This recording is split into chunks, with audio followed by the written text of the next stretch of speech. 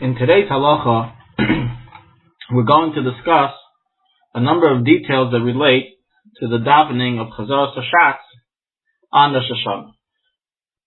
There are a number of questions that come up during Chazaras Hashatz, such as during what times is one required to stand?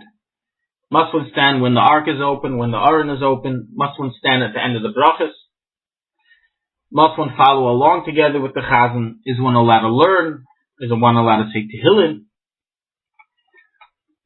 Regarding standing when the aron is open, so the first source that we find that deals with this question is the Taz in Yeridea, chapter 242, Sif Katan 13. And this is brought in also later achreinim, such as the Siddur of the Yaibetz and the Pri Megadim. That the Taz states that from the letter of the law, one is not required to stand when the aron is open. However, he says, the minig is to stand out of respect. Meaning that although it's a set law in Shulchanaruchharav that when the Sefer Torah is moving, one is required to stand, when narrowly one is singing the Sefer Torah, there's no obligation, according to Halacha, to stand up. However, with time, the custom became to stand during this time out of respect for the Sefer Torah. Being that this is only a minhag, the poskim that conclude that in a time of need, such as if it's difficult for one to stand, whether he's old, whether he's weak, or whether he's just fatigued or too tired, he's allowed to sit even when the aron is open, and there's no requirement to stand during this time. In the Rebbe's custom, we saw that in the earlier years the Rebbe would stand when the aron was open, but in the later years the Rebbe sat. This is unlike those opinions, the Panim Me'iris, in Chelak Aleph, Tshuva, Ayin Daled, that rules that one is always to stand if he's able to see the Sefer Torah. Another interesting custom that has found its way amongst Hanash is to stand at the end of each one of the blessings, such as Hamelech HaKadosh, and the other brachas that we conclude during Shmoneh Esrei by the Chazaras Hashatz.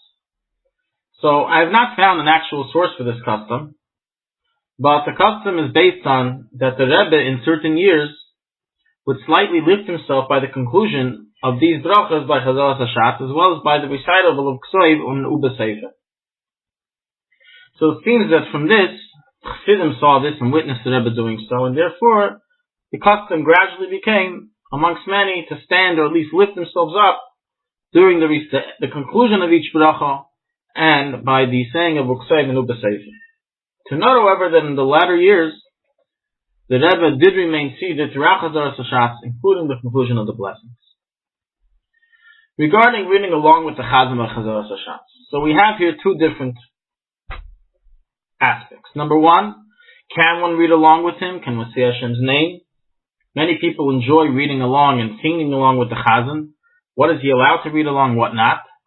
And second, is he allowed to learn other things? Is he allowed to say tehillim, etc.? So regarding reading along with the Chazan, it's brought in the Shari Tshuva in Siman Tovkuf Pei Beis, Sif Katan Ches,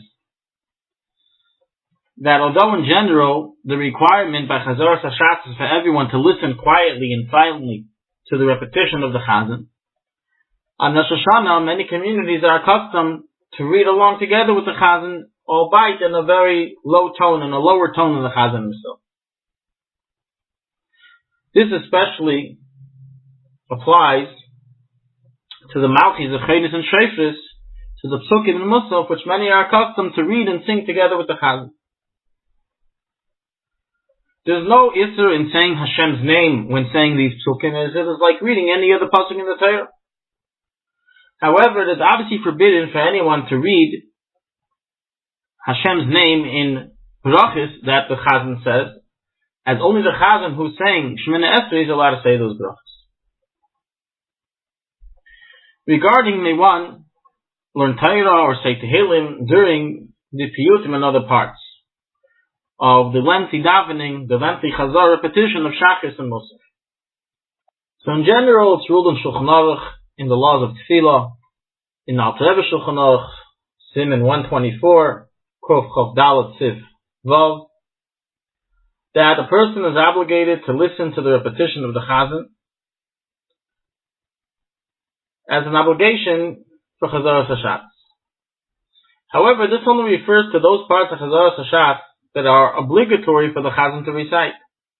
The Piyutim, however, as well as the verses of Malchis, Zechenis, and Shofros, is not obligatory. Therefore, technically, it is not required for the congregation to pay attention while the Chazan is reciting those parts. Once again, this is the Piyutim, which include all the extra hymns that are included in Chazaras Hashatz, and in most of it includes the Psukim of Malchis, Zechenis, and Shofros. And therefore, technically, by Shachris, one is allowed to say Tehillim or learn Torah during this time.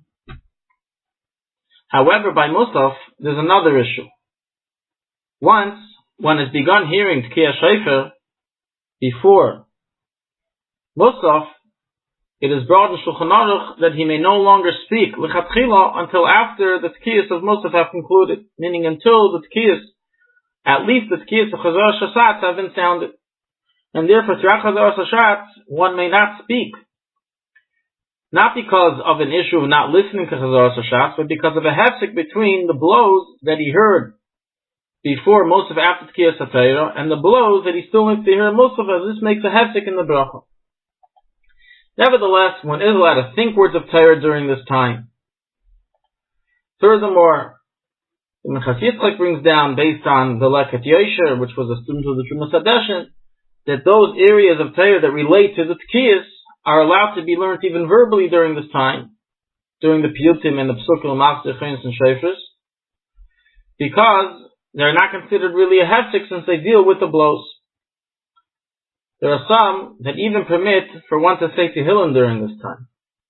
However, it is unclear if in truth they are referring to Chazaras Hashatz of Musaf or only to Chazaras Hashatz of Shachris.